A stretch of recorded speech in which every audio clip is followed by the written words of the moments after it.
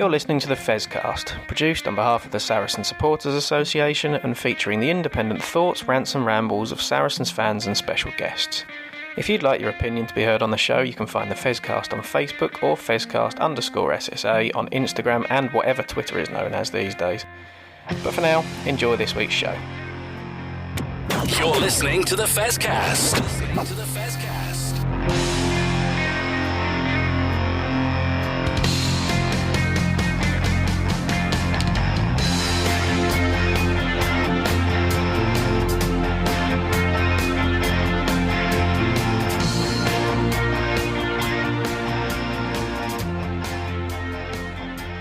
Well, hello everybody, and welcome to the last show in season 4 of the Fezcast. There's me and Matt sitting down, the originals, as it were. Matt, the pros from Dover, the pros from Dover. Remembering Donald Sutherland as well. There you go, one of my favourite actors of all time. But yeah, well, I say it's just you and me. I've done another interview with Mark Thompson, which we're going to play. We thought it'd be a good thing to bookend the season and chat to Mark, particularly given some of the news that come out recently, and and obviously let's have a little review of the season from his point of view, and a look forward to next season. So that's something to look forward to. But before we do that, Matt, first of all, how are you? You doing all right? I'm good, mate. Yeah, I'm glad to see that again. We're doing an audio only podcast because the two of us look a bit sort of right said Fred at the moment, don't we? With the get ups that we've got going on. It's a bit warm. It is a hot day, isn't it? I mean, yeah, and we'll discuss hot days for the women's final as well in a bit. But yeah, no, I mean, first things first. If you had any grief off of socials about our choices of Player of the Year or anything like that, has everybody been in? No, I think people are generally in agreement with us. Yeah, I think there were a few suggestions from the ones that we maybe fought over a little bit, but no, we were along the right lines. So we'll put it out a bit more on the socials later on as well, and see if any more flack comes back. But no, I think we're all pretty good. Well, yeah, I think so. Anyway, well, let's have a quick discussion of the parish notices. And we'll do the women's final first, then we'll do England's in Japan, and obviously the consequences of that, and then we'll just have a quick chat about a new appointment as well. But yeah, women's final on the weekends. Game of 2 halves, really, wasn't it? I mean, first half, Bristol looked very, very good, and then second half, Gloucester just showed their championship credentials and blew them away, didn't they, Matt? They did, yeah. And let's face it, they have been the best side this season. Didn't quite make it to 100% record, obviously, with us beating them. But yeah, they won when it mattered. But yeah, you can't really say for that. They've got some very, very good players. I did see a statistic as well that they've got. From the Opta side of things that goes on, they've got 2 of the best kickers in terms of points that they've gained when they're not necessarily expected to. Rather than just sort of going for their general accuracy, they've managed a lot of kicks from either far out or on the wings in Emersing and Leku George. So they score a lot of points that maybe they weren't necessarily expected to get, and that has got them over the line in quite a few games as well. And you can't really argue with them winning that final in the end. Yeah, I think there was a purple patch, wasn't there, after about 50 minutes when Sarah Cox decided that Bristol were going to be penalised. It was almost like they were evenly spread out over the 80 minutes, only that Gloucester got penalised in the first half and Bristol in the second half. But yeah, I think there was about 7-8 minutes when they scored 3 tries, and it was like, wow, this is a Gloucester-Hartpury steamroller happening. Yeah, it was. Yeah, I mean, Bristol came flying out the blocks, and they needed to at the start. And I think when that does happen, when teams are getting penalised a little bit more at a time, it is quite often because they're being put under so much pressure with a team that's got their backs up, really. But at the end of the day, probably the right result over the course of the whole 80 minutes. Probably fairly tough for Bristol to take, but experience of a final again for them is only going to benefit the league. We've obviously seen it's the same 9 teams again going forward. It'll probably be just as tight at the top as it was this season as well. Yeah, I agree with you there. It's just a shame, I think, that some players have gone to Bristol who perhaps if they'd stayed at Saracens might have meant that we were in the final map. But, that's it. It's lots of maybes, isn't it? So we ain't going to lose too much sleep about that sort of thing. Next up, I did say we were going to talk about England, but I think, first of all, we need to talk about the Barbarians game against Fiji on the weekend, because it was great to see our new signing, I'd love to say the new Owen Farrell, because that's never fair on any player when you call them the new. But the next first choice, we believe, standoff, Fergus Burke, come and play with the Barbarians and showed a lot of nice touches, I thought. There was a couple of moments where he did very Owen Farrell things in taking the ball to the line. And bearing in mind, I mean, Barbar's games are always a bit of a Harlem Globetrotters style affair. But yeah, he took the ball in the face of some quite big defenders and was able to get players working off of him. I thought he went really, really well, Matt. I think it did, yeah. I must admit, over the course of next season, if he is playing a fair bit of rugby for us, I will be doing my absolute best never to compare him to Owen Farrell, because I don't think it's really fair on anyone for if we do that. But yeah, he's obviously he's come back from a fairly big injury and has been playing in a Crusaders team that has been effectively useless this season. They've had a huge drop in standard. So he's been on a bit of a hide into nothing, and I think he did take a little bit of time to warm up in the back end of the Super Rugby season. So yeah, this fixture was a chance for him just to sort of stretch his legs a little bit and show a bit more in attack with a bit of freedom. And I think he did absolutely that. There were plenty of decent touches as he went round. Coming over here and playing in fairly unusual British rugby conditions probably isn't that helpful. But I don't know what his plans are. I mean, when he first signed, the suggestion was that he was with Canterbury for the domestic season in New Zealand, which would mean he misses a fair bit of the start of the season. But I think there's a suggestion that that's actually not the case now, and we've got him from the start, and he's here. So we'll just have to wait and see on that front. But yeah, I was pretty encouraged by it, and yeah, we haven't got the next Owen Farrell because there isn't a next Owen Farrell, the same as there was the next Brad Barrett or the next whoever. But hopefully we've got a pretty good fly half on our hands and another good one coming in Louis Johnson. So yeah, fairly happy with what I saw. Yeah, well, absolutely. I totally agree with you on that one. Other rugby on the weekend before we talk about the England game.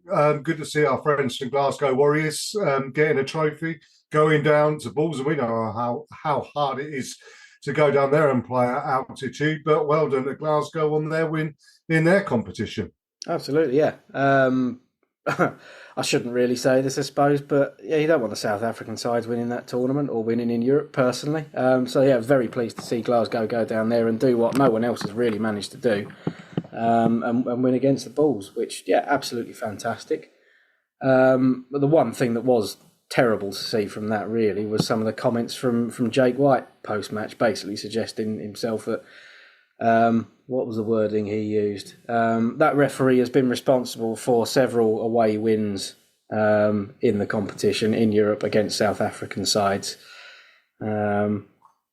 Basically accusing the referee of being biased and a cheat, which is lovely to come from the losing head coach in a final. So, yeah, bit of a sour taste on that one. So I'm glad they won, Glasgow. There you go.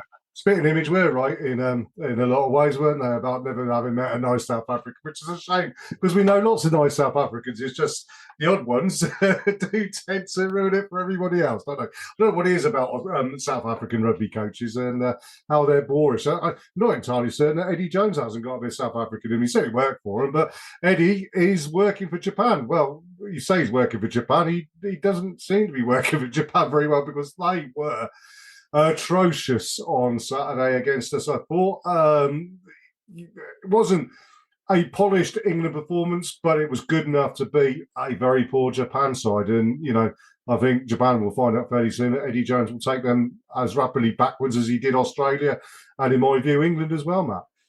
Well, he seems to have done, I know it's only that one game, but he seems to have done with Japan what he was doing with Australia, where he was replacing some experienced players with younger ones, but doing it far too rapidly, and just some of that Japanese side just looked like rabbits in headlights. Really, they weren't ready for international rugby. You bring a few young players in alongside those experienced heads, and it can work and it can bring them through. But too many changes in one go. You saw what happened with Australia in the World Cup.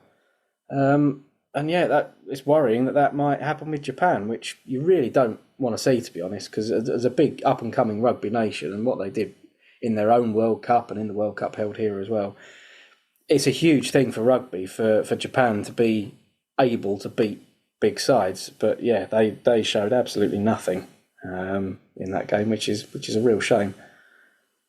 Yeah, and obviously, Steve Borthwick has nailed his colours to the mast in who he wants. We talked about the next Owen Farrell. Well, he's gone Marcus Smith as his starting 10.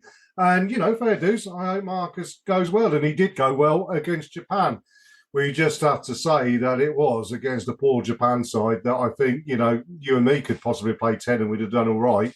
Half jokingly. But, I mean, the big test comes now, the All Blacks. And, of course, we won't be chatting about that. But, I mean, it's going to be a bit of a struggle, I think, against the All Blacks. Because, you say Japan having young players coming in and everything, there are a few players missing for England. There is going to be an awful lot of pressure put on some of the older heads, your Jamie Georges, your Maro Itojis, your Henry Slades, for argument's sake. I hope Marcus goes well against New Zealand. He's got the talent to do it. If our pack gets on top, if they do, then he'll go well. If it's behind the pack, then that's going backwards. Then I worry for him. I always do. It's just the nature of the way he plays the game. Yeah, he's a fantastic number 10 when he's got front football, definitely. And yeah, real test when he doesn't. Although he played pretty well in the draw against New Zealand, didn't he? Back whenever that was. I've lost track of time now. Was that 18 months ago, something like that? Yeah, possibly. But yeah, a much bigger test. But there's signs that there's some good bits and pieces happening with that England team, with a few fresh changes in the back line as well. Look really good. Obviously, there's some of the same old faces in the forwards that we need to talk about, isn't there? Well, there's one who's not going to be in the forwards again because he got a red card, and everybody has a go at Owen Farrell being in the past being a walking red card and being a liability. Charlie Ewells hasn't. I mean, typical, I suppose, second row. He hasn't got two brain cells rubbed together sometimes on the field, and I mean, there's no excuse for it. You're a professional. You play, you train 100% of your time. You pay good money. You shouldn't be making mistakes like he did, and it was a mistake. I mean, it was ridiculous what he did. Yeah, he's a very frustrating character. I mean, as we said off air before, he's obviously got something. He's got some dirt on his head coaches. For a long, long time, I've never really understood what he's offered in an England shirt. But this season, he's had an incredible season, really, for Bath. And I can understand him playing his way back in for another shot at international level. But it clearly hasn't worked for him this time round. And I don't see why he gets another opportunity again going forward, really. When you have got some other players around who might be a bit more looking to the future, or the next cab off the rank who's been called up in Nick Ezekwe. Well, yeah, absolutely, and well done to Nick, and congratulations to him. A few eyebrows have been raised outside of northwest London, I think. Other people saying, why has he got it? He hasn't been a 100% starter for Saracens this season, and we know the reasons behind that.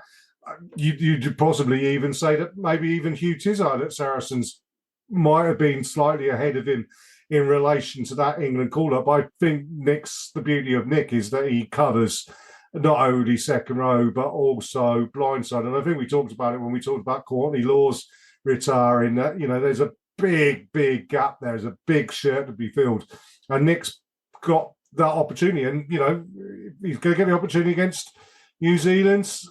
I mean, probably off the bench, but covering second row and blindside. He's got an opportunity to grasp, and we know Nick. He will do everything he can to grasp that opportunity with both hands, won't he? Absolutely, yeah. I mean, you mentioned Hugh Tizard. Hugh and Nick are two very, very different players, probably both equally as good as each other. And Hugh Tizard works really, really well in that 5 shirt alongside Maro Itoje, playing the George Cruz role, which George Martin is very, very good in an England shirt for that. Ollie Chesham is in there as well. And Nick Ezekwe is a different sort of player. You know, his disruption at the line-out, things like that, covering 6. So it obviously depends on what Steve Borthwick and co wanted to bring in their replacement player. So yeah, I can totally understand it being Nick. Yeah, mainly for that versatility and perhaps, I don't know, if there is a weakness in that New Zealand side, maybe a bit of disruption at a set piece is that. So whether he actually makes the 23, don't know. But yeah, he's got another opportunity to work his way into an England shirt. He's sort of had a couple where he's been on the fringes and probably is again. So we shall see. Yeah, we certainly will do. And of course, the other lads from Saracens playing, Jamie, Theo, Ben, and my mind's gone blank. Who was the fourth? Maro Itoje. Maro Itoje, there you go. How could I forget Maro? Sorry, Maro. No, they all did very, very well, I thought. You know, but again, as I say, big test coming up when they go down to New Zealand, and let's see what happens there. Well, I think that's all the rugby news we need to get out of the way. Is there anything else you think we need to speak about, Matt? I think we should have a little word for Rob Webber. Absolutely, of course. Yeah, that news came out today. Well remembered. Terrible at this sometimes. Yeah. I've got it written down and everything, Matt, but never mind. Yes.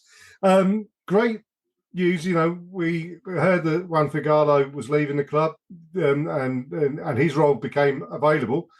And the club have gone for a very experienced, very highly rated coaching Rob Webber, who most recently was head coach at Jersey Reds, wasn't he? Or one of the coaching staff at Jersey Reds before they went under. So, you know, Jersey Reds were extremely well coached side, did very, very well last season before the financial issues hit them.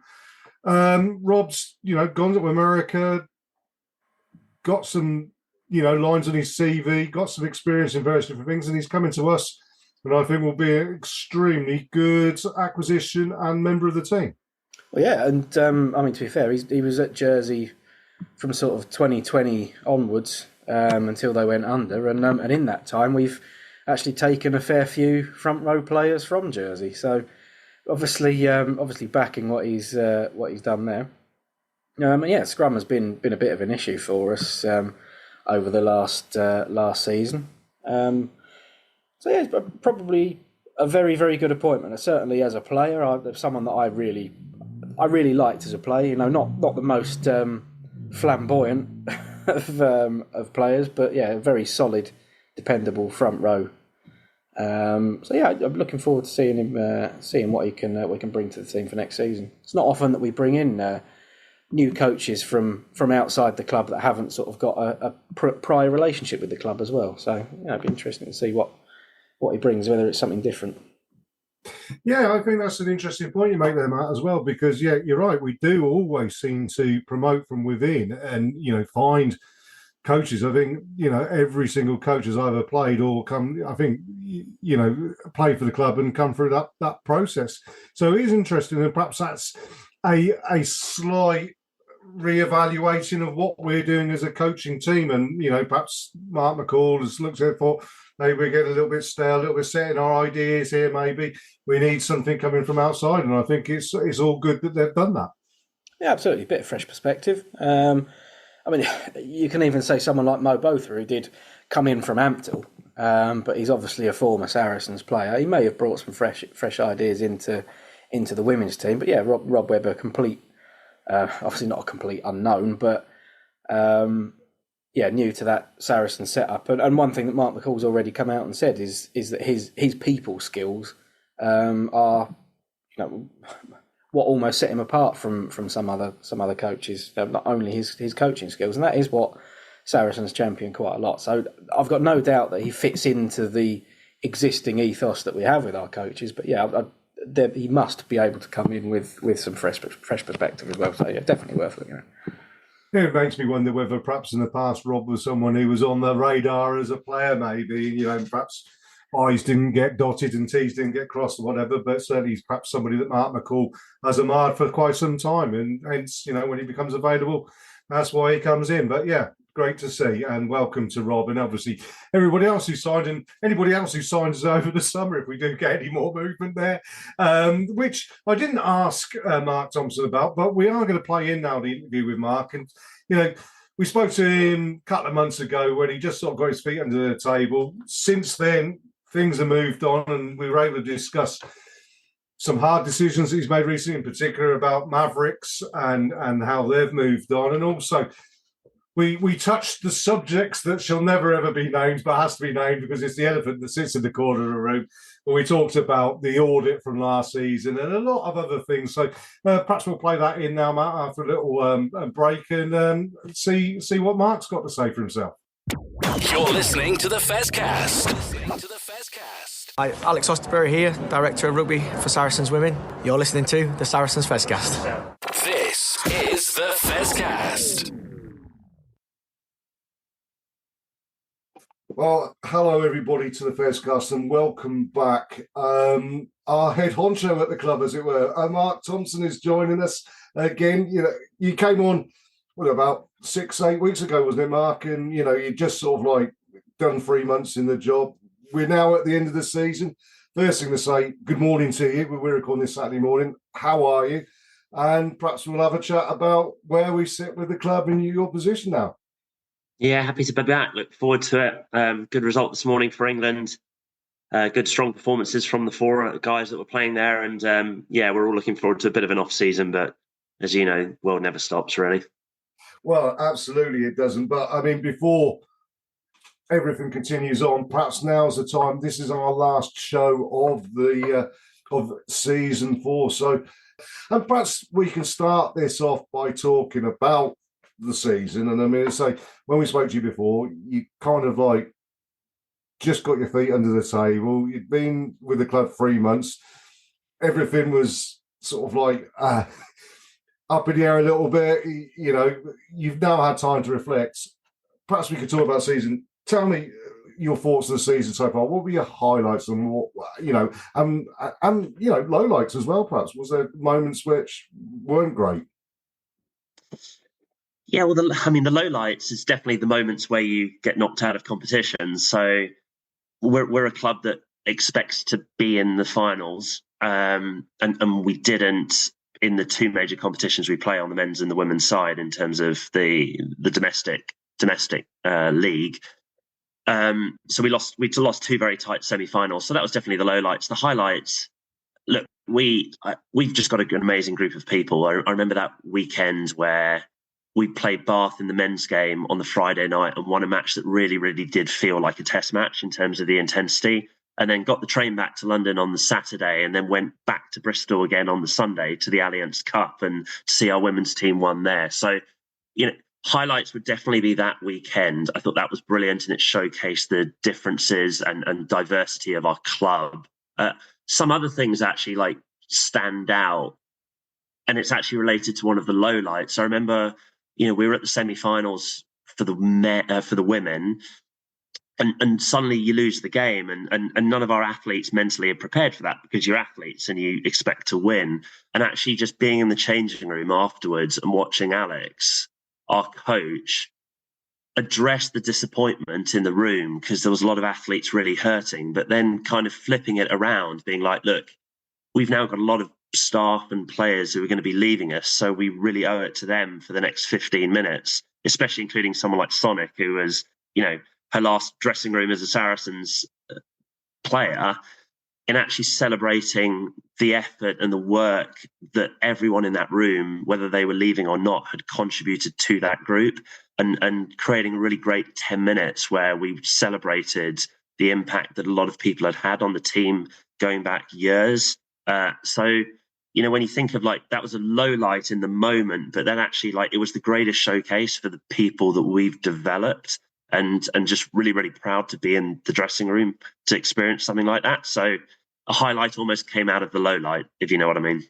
Oh, yeah, and I suppose that must have been the same as well with the men's semi-final, as well with players like Billy and Maku and Owen, leaving that, these are players that probably deserved a fitting finale at HQ on the big dance, but sport ain't that way, is it?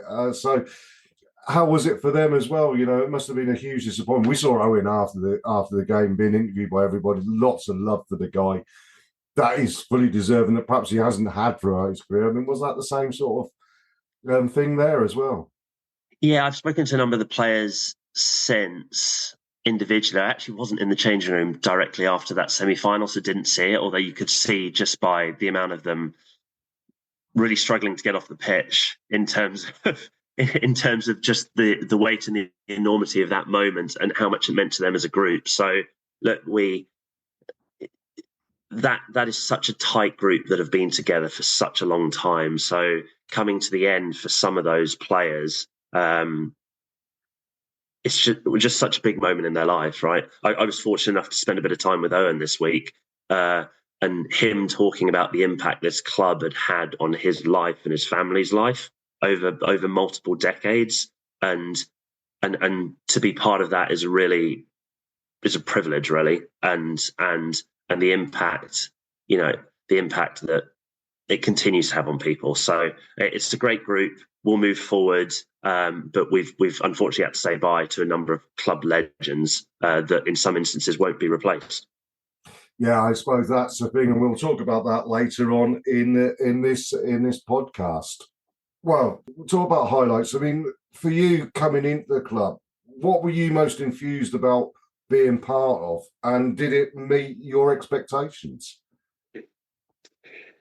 Yeah, I get asked a lot this about kind of why I joined Saracens, and got asked it by our main sponsors yesterday, and before I joined, I'd read and heard a lot, everything from interviews that Lucy had done to our players had done to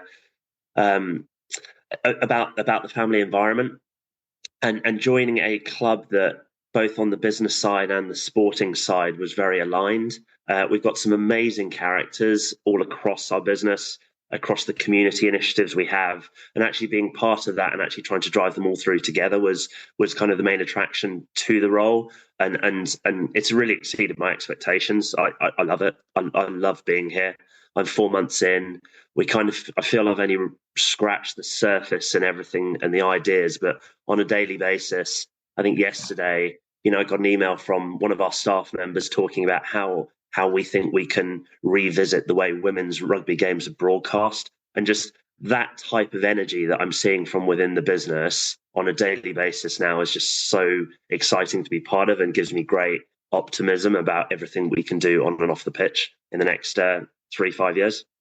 Well, part of that as well, Mark, is that when you came onto the Fezcast last time, I think one of the things that everybody picked out and the comments that we had from people who listened in was that you've come in with fresh ideas, with fresh eyes, new emphasis, and you were keen to point out that sometimes in business, some very hard decisions have to be made. And as much as everybody wants to be popular and everyone wants to be loved, you also seem to appreciate that the way things have been run needed a polish or a change here or a tweak there or whatever. And you've made some pretty tough decisions over the last 3 months. And I'd like you to talk through, really. I mean, when the whole thing about the Mavericks being sold to Lucy Ray's company and leaving the Saracens family, as it were, and the club refocuses in itself on rugby and the community,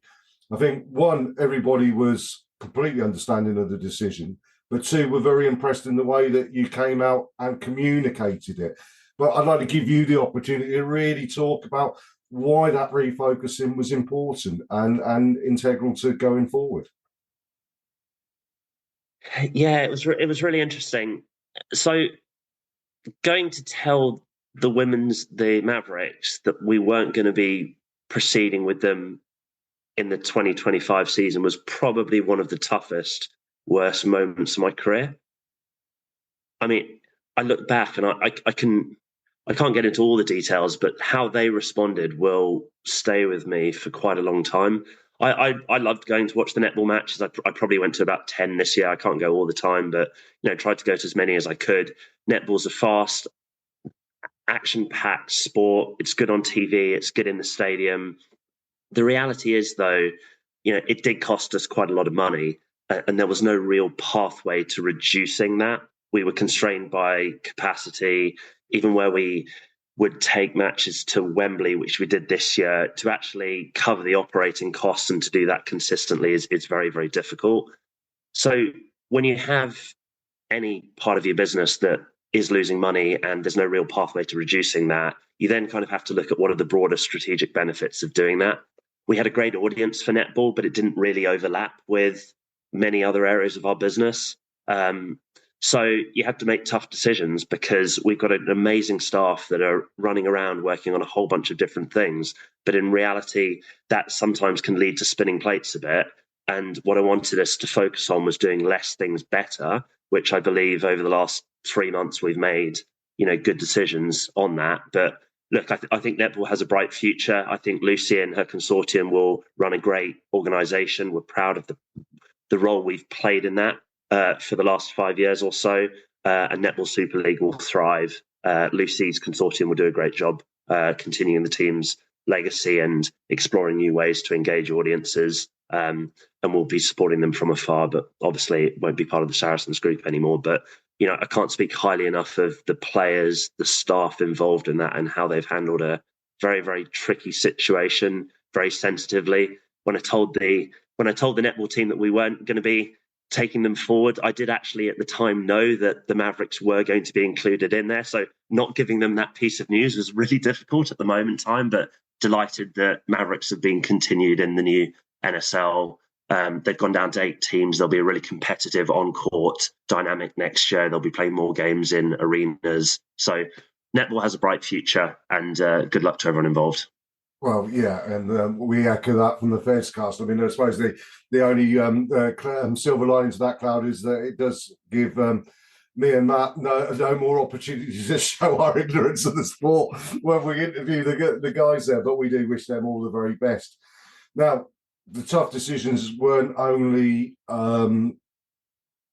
singly along with the Mavericks. There's been some other tough decisions. Namely, this year we saw a lot of players being released, and players always leave, players retire, players move on, whatever, end of contracts. But this year seems to be quite a lot more players, and particularly some younger players. And it's good to see the likes of Ben Harris getting gigs in Ealing, and I see Ollie at Stoneham and Manu Vinapola have got contracts out in Japan now. So, I mean, and we talked about this last week and saying that what Saracens have done particularly well is if they're not going to make it here, they've got a grounding that suits them somewhere else so that their employment is continues. But was that a really hard decision to look at some of these players and say, I'm sorry, guys, squads are being reduced, salary caps, whatever? I mean, how difficult a decision was that? And did you get involved in that, or was that purely Mark McCall, Nick Kennedy, and whoever?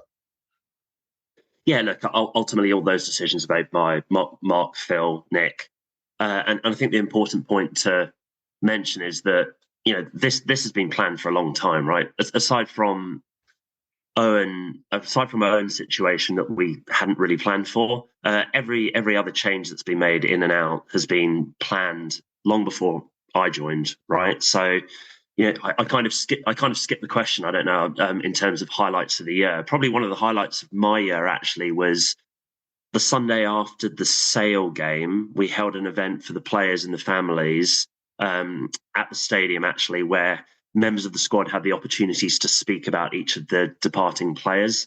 And it's really a nice, emotional meeting that really speaks to what's amazing and unique about Saracens. So, we've got some legends of the game and legends of the club. I mean, I think we had 17 players leave, and it's not all about the Owens and the Mackos and the Billies.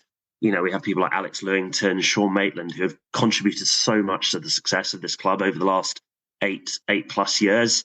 But ultimately, we move on, and we're really, really excited about the squad planning that has been done and the ability for us to be competitive next year with a new evolving group of players. that we're just really, really excited about. So a lot of change, but plan change. And, we're really excited about where the next 5 years takes us. Well, that's excellent to hear. And of course, I mean, we have to mention the elephant in the room. And an announcement happened last year. Obviously, we won the Premiership last year. The club was exposed to a full audit as part of that. The announcement came out that we got a clean bill of health, although there was that little caveat, if they do find something in the future, they can revisit it. But the important thing for us is, I mean, I'm not sure how much you see of it, but certainly for those of us who are on social media, and it will take you all of about 3 comments on anything about Saracens. So someone did come in and say salary sends this or cheaters that or anything, and we end up going down rabbit holes and we end up arguing with these idiots. And it's really, but it is really important to us to know that the club is, 100% doing the right things, and perhaps you could explain a little bit of what goes on to ensure that we are whiter than white. Yeah, and it's funny because every time you go to an away match, there's always a chant that always comes up that's somewhat always salary cap related.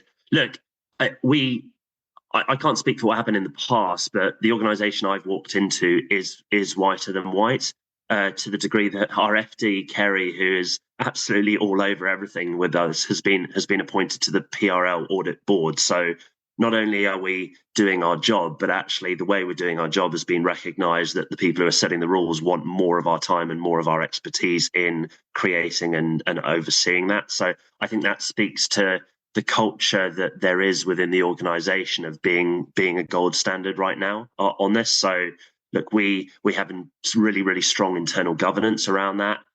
Just before I got on this call, I was reading an email chain around our salary cap submissions and all of that.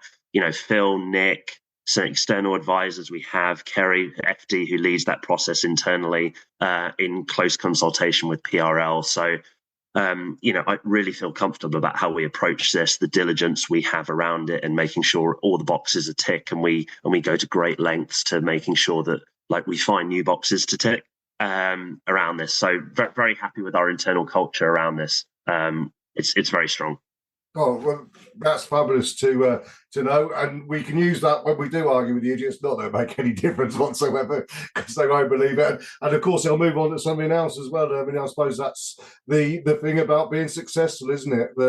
You're always there. You've got a target on yourself to be shot down, and people do get jealous of success. Now, let's move on to next season to finish this off, and ask you about, what is the plans next season? I mean, we talked before we came on air about, you're having a week off or here or there, but, you're not like a player who does have time when they don't play.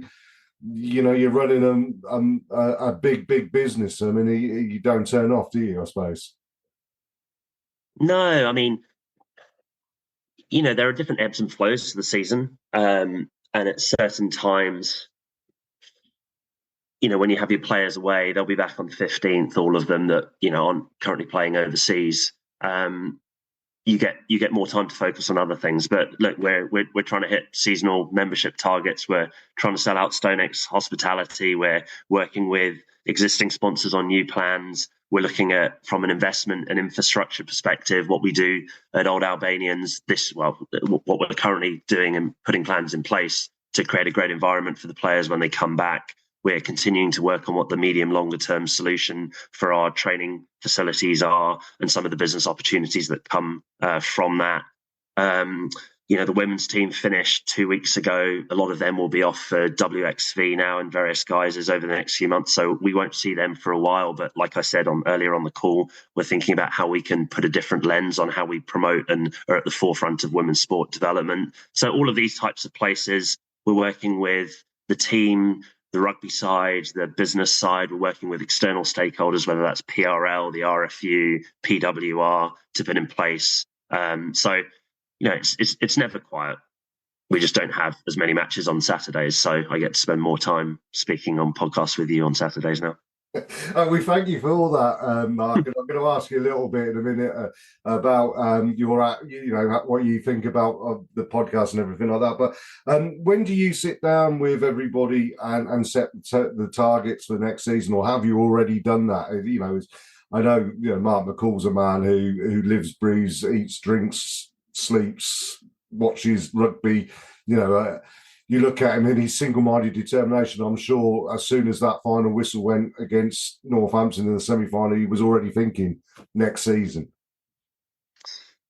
Yeah, look. I mean, Mark, and with each of his coaches, like anyone who manages people, will set out kind of individual areas of development for them as an individuals and collectives, but as an organisation, it's not that hard to set our rugby objectives. It's to win trophies.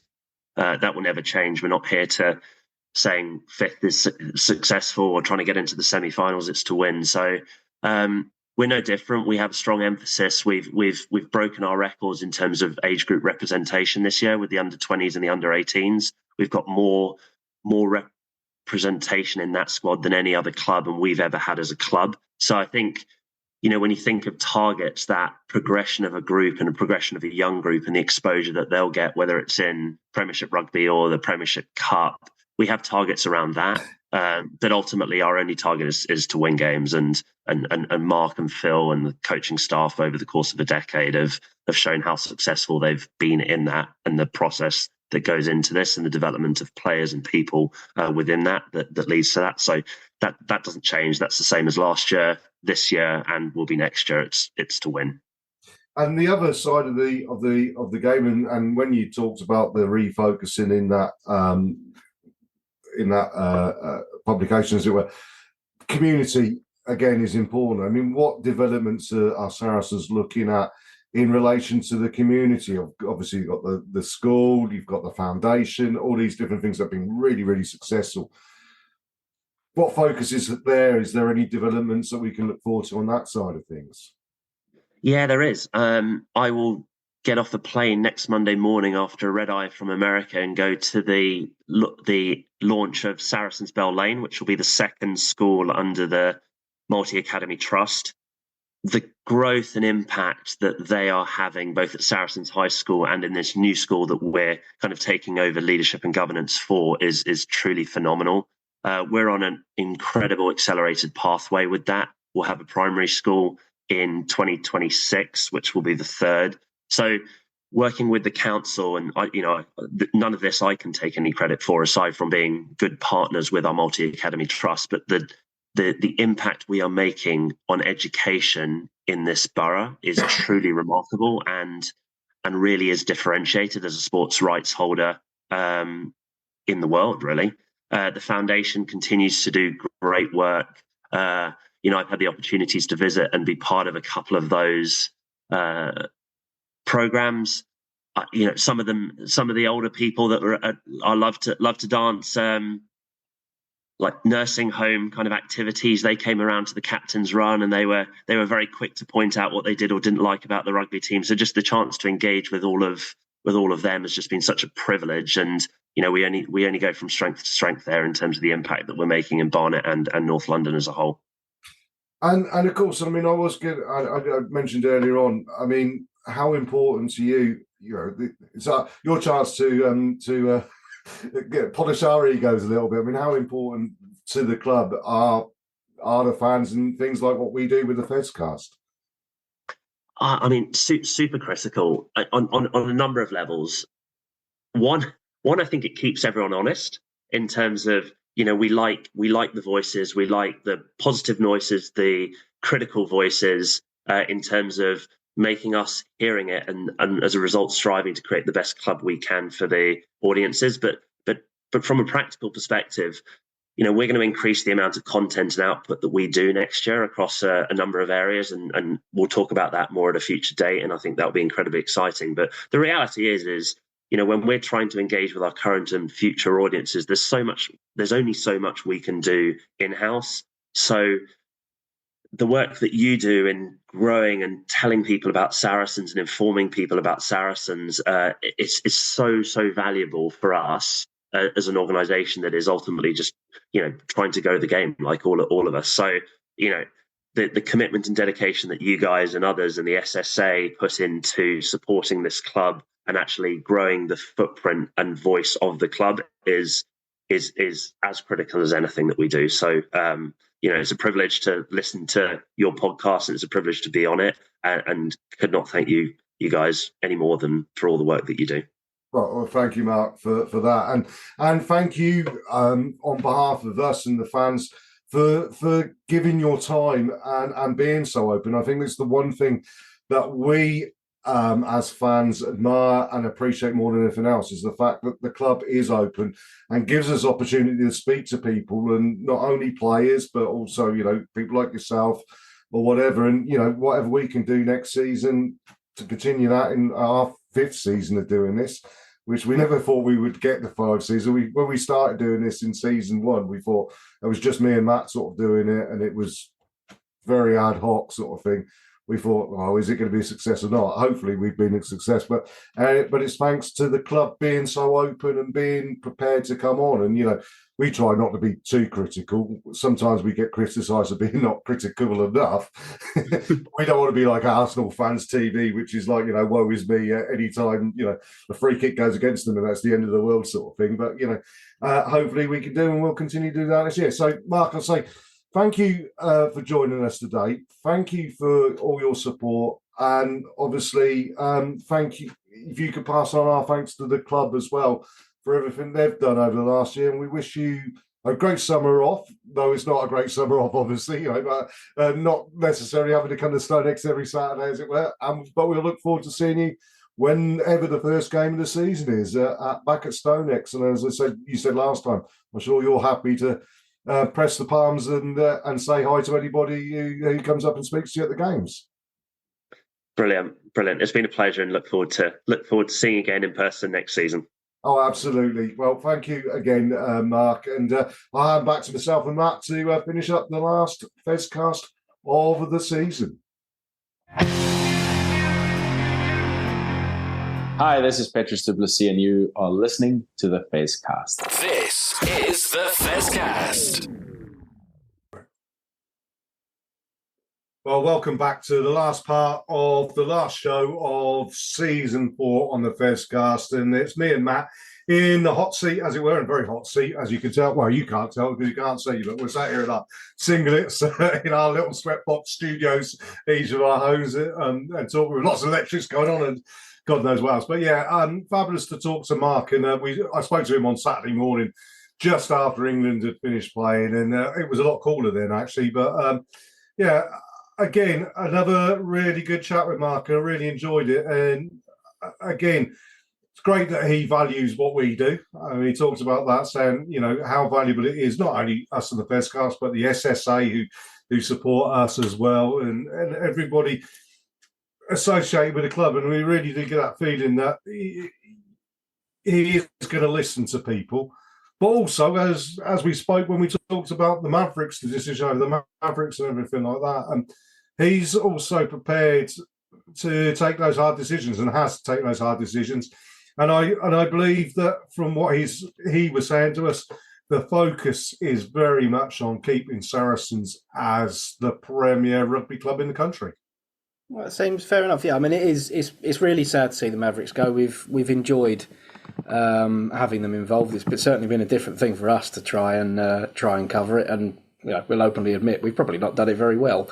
But yeah, netball being totally new to us, totally new to Saracens, and very easy to see why it was done. But yeah, like you say, Mark, for Mark to come in and make that difficult decision, in terms of sort of ruthless financial sense, you can totally understand it.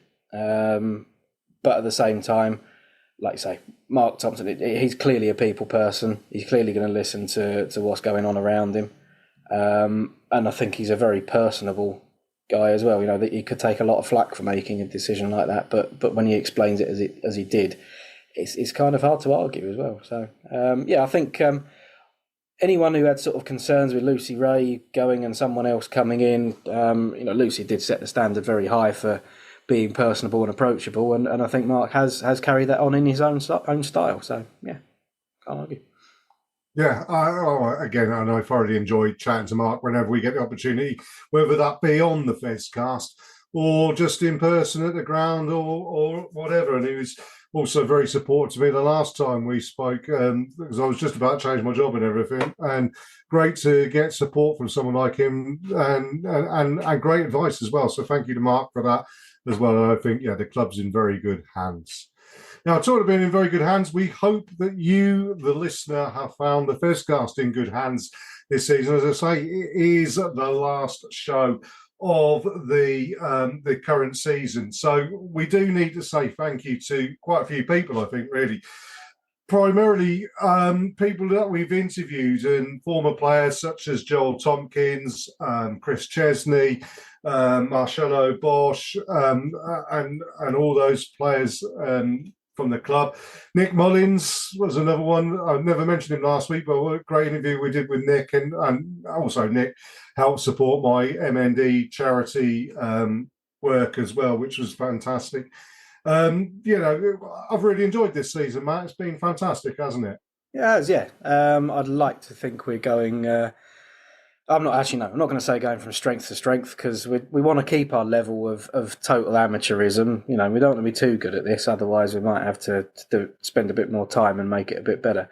So it's but no, it's been a brilliant season. We've the relationship with the club as well that we're building up. Obviously, hopefully people have noticed that we've had some interviews and more interviews of players, more interviews of men's players as well, at the ground with the women's team too.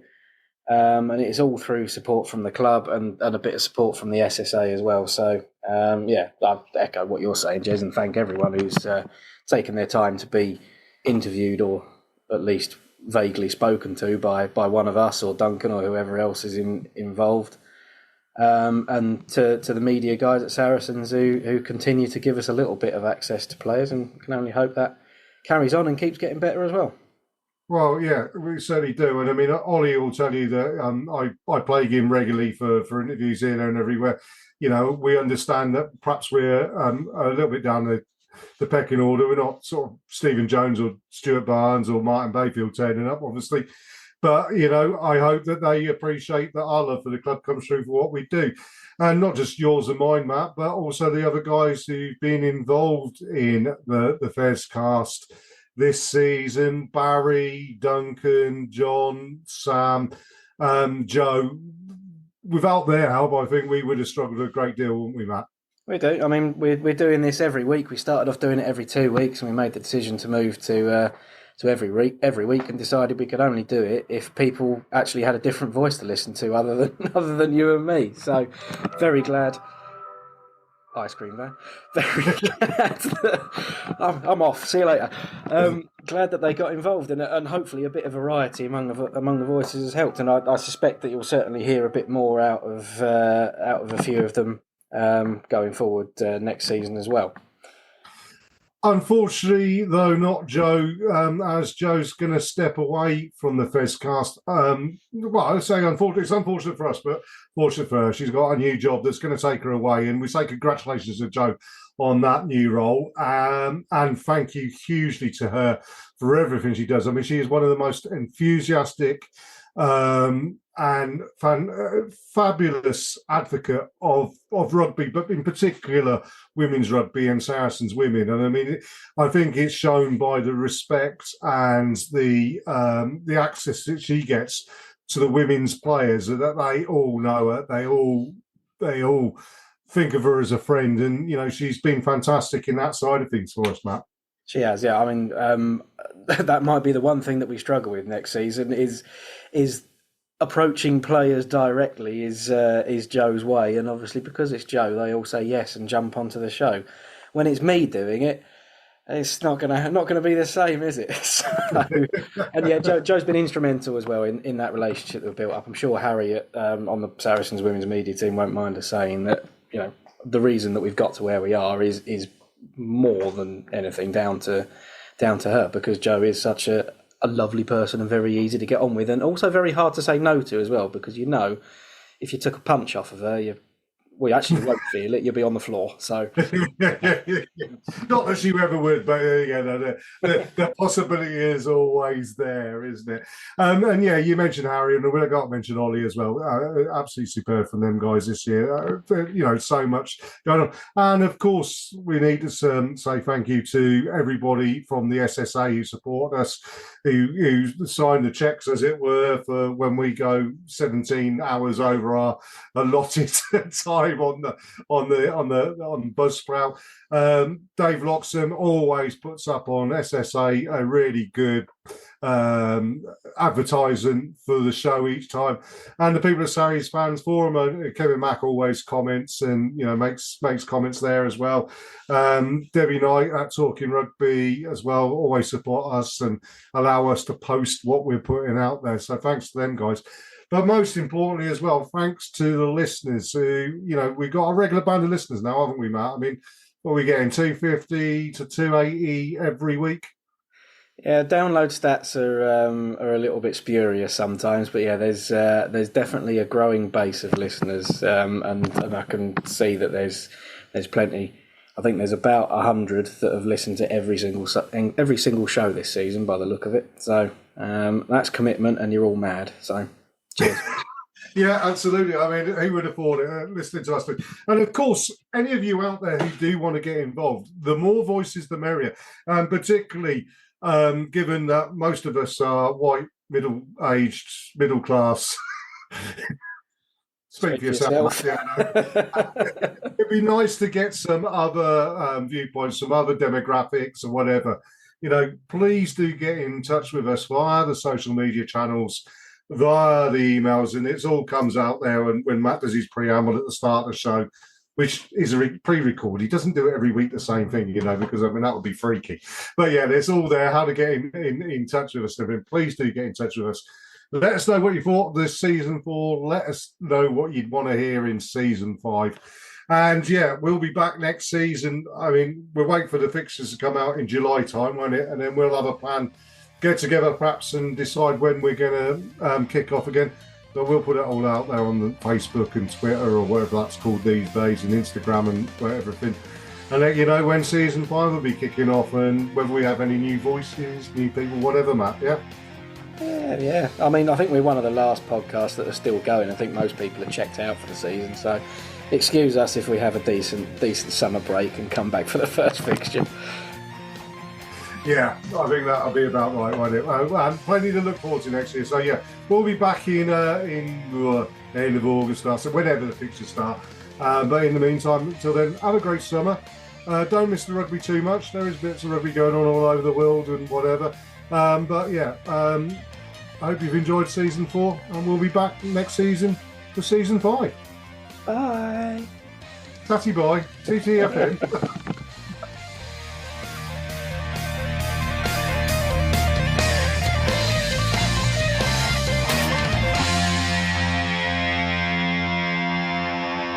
This is the Fezcast.